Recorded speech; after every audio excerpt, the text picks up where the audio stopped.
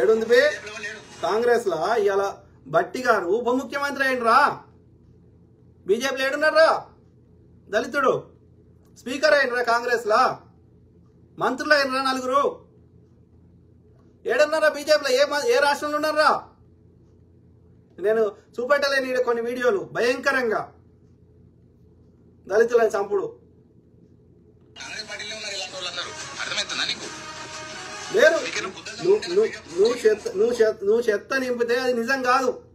డేటాతో తీసుకురా బోసుడికే, నేను చూపెడతా బీజేపీ ఏమేమి అక్రమాలు చేస్తుందో చూపెడతా.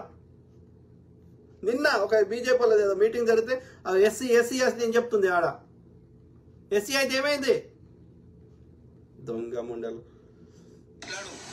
ఎవరైనా విమర్శించవచ్చు, ఒక ప్రత్యర్థి పార్టీ ఉన్నప్పుడు, లేకపోతే నీకు విమర్శించాలనుకున్నప్పుడు భావ ప్రకటన, వాక్ స్వాతంత్రం అనేది ఉన్నప్పుడు ఎవరైనా మాట్లాడొచ్చు, కానీ దానికి ఒక విధానం ఉంటుంది. నువ్వు 10 ఏళ్ల నుంచి విధానమే ఉంది రా ఉల్లలండి కొడక. విధానం ఉంది కాబట్టి మాట్లాడుతున్నా. మంచి అడుగు వీలు వేస్తాం, దుర్మార్గులకి ఇట్లనే మాట్లాడతాం. అర్థమైందా? ఇది మెల్లగా చెప్తున్నారంట. లాతోకి సునానా అసలు ఏమనుకుంటారా వాళ్ళు? నువ్వు చేసే వీడియోలు పిల్లలు లేకపోతే ఎవరో చూసారు తెలిసి తెలియని వాళ్ళు ఏ మాటలు మాట్లాడుతున్నారో, ఎంపీలనేమో బోడుగుండుగాడు, గీడుగుండుగాడు. బరాబర్ అంటాం రా, బరాబర్ అంటాం. ఏం చేసిండ్రా? ఈ గుండుగాడు ఏం చేసిండు, ఆ గుండుగాడు ఏం చేసిండు. ఈడు నిజామాబాద్ పసుపు అన్నాడు, ఏదిరా?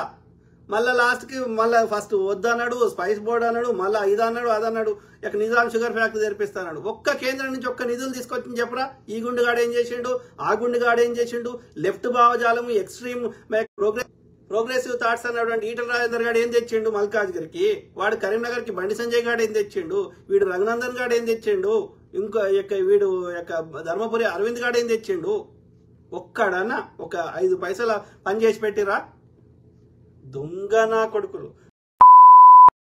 మోడీగా పోతారు, మోడీగా అంతటి ఫోటో దిగుతారు. అంతటి ఫోటో దిగితే మాకే పోతారా? మా భూమి పెడతారా బోసుడికే? బరాబర్ తిడతాం. గుండుగాలని లేకపోతే ఏమంటారు? మాటలు రావురా, నువ్వు కానీ బాపనోళ్ళది ఇది చేస్తుంది అన్నావు కదా, మరి నువ్వు పొద్దున్న నుంచి మీరు అందరూ కలిసి బాపనోళ్ళది నీకు అలవాటు రా. బాపనోని పార్టీలా సంకనాక్తున్న ఇలాంటి మీకు అలవాటు ఉంది. అది మీరు చేసే పని మేము చేయలేం కదా. అర్థమైందారా? బాపన్న నా కొడుకులకి, సావర్కర్లకి, వీళ్ళకి, గోల్వార్కర్లకి మాకు లేదు. గోడ్సేలకి వీళ్ళకి ఉంది. అర్థమైందా? అది బాపనోళ్ళ పార్టీరా, ఆర్ఎస్ఎస్ బాపనోళ్ళ పార్టీ, బీజేపీ బాపనోళ్ళ పార్టీ. చేయమన్ దమ్మంటే దళితుని ఆర్ఎస్ఎస్ ప్రెసిడెంట్ ఏమన్ మోహన్ భగవత్ గారిని దిగిపోమన్. ఆ యొక్క నడ్డా ఎవడరా? బాపనోడు కాదురా. ఆర్ఎస్ఎస్ గురించి కాదు, నేను ఇంకా ఇప్పుడు తక్కువ మాట్లాడినా. ఇంకా కనుక నేను చెప్తున్నా, మీకు ఒక్క వీడియో బ్యాంచ్ అరేతురే ఒక్క వీడియో చేసినా కానీ అమ్మనక్కని కాదు, మొత్తం బ్యాంచ్ ఎంత కాడికైతే అంత కాడికి. నువ్వు నా నోట్ల నుంచి మాటలు ఇదే లాస్ట్. నేను బూతులు ఇప్పటివరకు మాట్లాడలేదు, ఇక మాట్లాడకూడదని అనుకుంటున్నా. నువ్వు నాతో బూతులు తెప్పియద్దు. ఎందుకంటే నిజంగా నేనైతే కన్ఫర్మ్ చేస్తా, బర్రెలకు దున్నపుతులకి పుట్టినామని. బరాబర్గా బరాబర్ తిడతా. మీకు నార్మల్ గా మాట్లాడలేని స్థాయి, తాగితే గానీ మాట్లాడలేని బతుకు నీదో బతకారా? బరాబర్ తిడతాం. బాపనోళ్ళని ప్రతిరోజు తిడతా, అనిత్యం తిడతా. నువ్వు ఎట్లయితే మాకు అర్థం కాని భాషలా బాపనోడు మంచిగా ఉండాలి, శూద్రుని పిల్లలు మండబెట్టాలని సంస్కృతంలో చెప్తున్నావు కదా. మేము అచ్చ తెలుగులోనే తిడతాం, అందరికి అర్థమయ్యే భాషలోనే తిడతాం. దొంగ నా కొడక, గుర్తుపెట్టుకో బిడ్డ.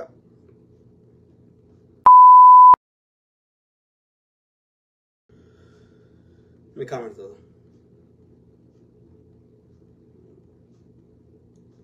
ఏమంటున్నావు?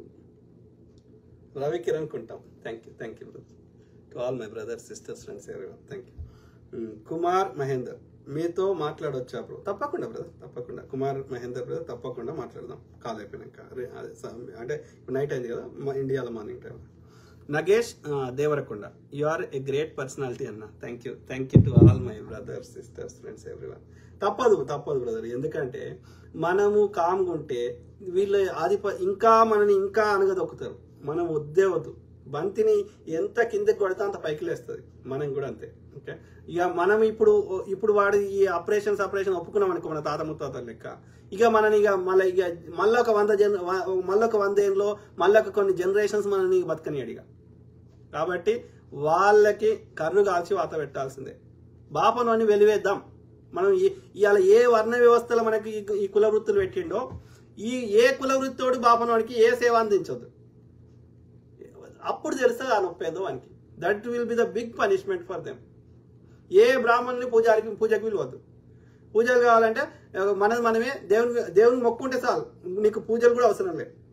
బాపనోడు చెప్తేనే పూజ కాదు, మనకు నచ్చినట్టు మన మనసు నిష్కల్మషంగా మొక్కుంటే నిజంగా మన కోరిక ఏదైనా ఉంటే ఆ ప్రకృతి తీరుస్తుంది, తప్పకుండా తీరుస్తుంది. ఎప్పుడు నీ కోరిక స్వచ్ఛమైంది, నిజమైంది, అందులో యొక్క న్యాయం ధర్మం ఉంటే. అర్థమైందా? మధ్యవర్తి అవసరం లేదు. కాబట్టి ఏ బాపనోడు విలువాల్సిన అవసరం లేదు.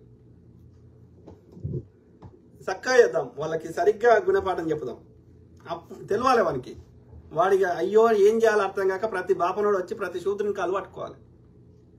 అప్పుడు తెలుస్తుంది కాలు పట్టుకుంటే దాని అర్థం ఏందో.